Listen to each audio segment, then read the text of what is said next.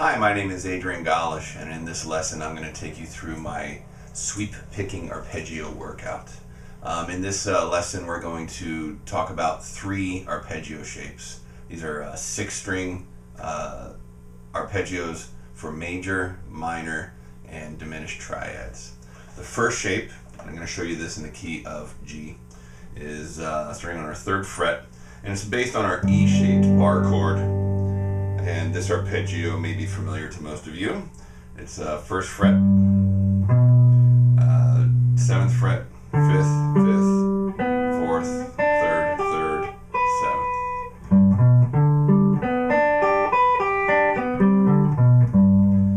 And for this particular arpeggio, since there's 2 notes on either end of it, I'm going to alternate pick those and then sweep the rest. If you haven't gotten your sweeping chops up, you'll probably want to spend some time doing that. This lesson is more about how to put this into a musical context and get used to going from one chord to the next in a particular key. So that shape again for G major.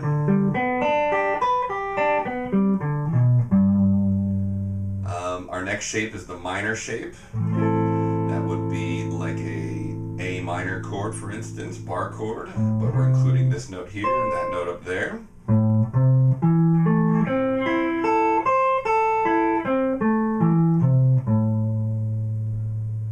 And then our diminished shape. In the key of G, the 7 chord is diminished.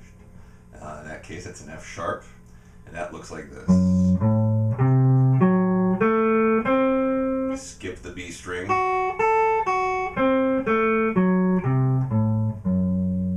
One more time. And in the key of G major, if you were to harmonize it, you would end up with a 1 chord that is major. You go up a whole step, your 2 chord is minor. Up another whole step, your 3 chord is minor. Up a half step, your 4 chord is major. Up a whole step, your 5 chord is major. Up a whole step, you've got a minor 6 chord. Up yet another whole step, and you have a diminished chord, and then you're back to your 1 chord. In the key of G, that ends up being G major. This is a common E-shaped chord for major. Up a whole step is A minor. Up a whole step, B minor, C major, D major, E minor, F sharp diminished, and then back to G major. So in this routine, what I like to do is I'll go up my 1 chord, G major.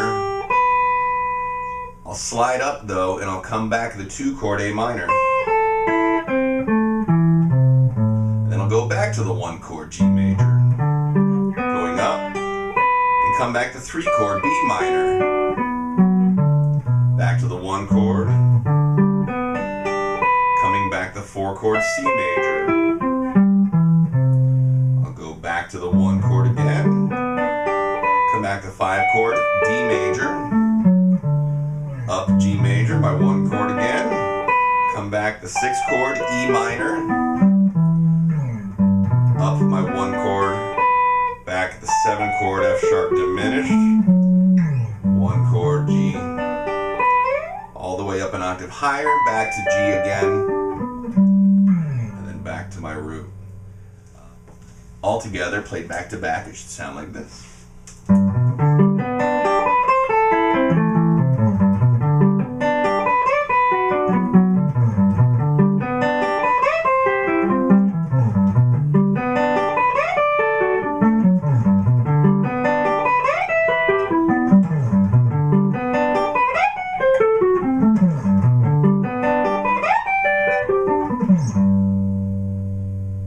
What I like to do next is start on the 2 chord and go through the same kind of routine where I'm going up the 2, back the 3, up the 2, coming back the 4 chord, back up the 2 chord, and then the 5 chord, and etc.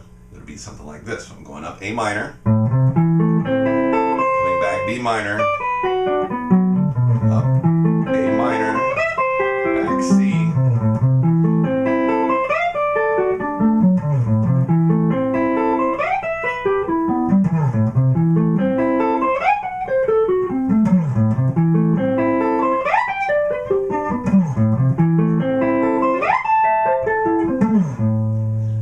same thing. thing starting on the 3 chord, and then starting on the 4 chord and the 5 chord. Once I get through all 7 routines, I feel pretty darn confident and solid in getting from one chord shape to the next in a particular key. Of course, that was all in the key of G, but you may want to try this out in a few other keys, just to see how things start to shape out. Once you get higher, though, note that you might feel like you're running out of frets. So if you're going up the 5 chord and coming back the 3 chord, well, instead of doing that 3 chord all the way up here, if that doesn't feel comfortable enough, you could go up the 5 chord and take it an octave lower on the return. Same thing with the 4 chord. So if it feels like you're running out of room, just take whatever shape you were going to come back at, or go up, and then just put it an octave lower. Anywho, try this out with these shapes and any other arpeggio shapes, but pick a key, stick to that key. You're going to be playing in a key. And make sure you start to feel really comfortable getting from one chord shape to the next, back and forth. Anyways, I hope this helps. We'll see you next time.